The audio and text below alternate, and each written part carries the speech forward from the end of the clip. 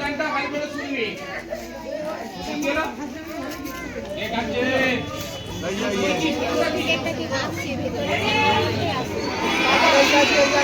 তোমরা যারা জানো তারা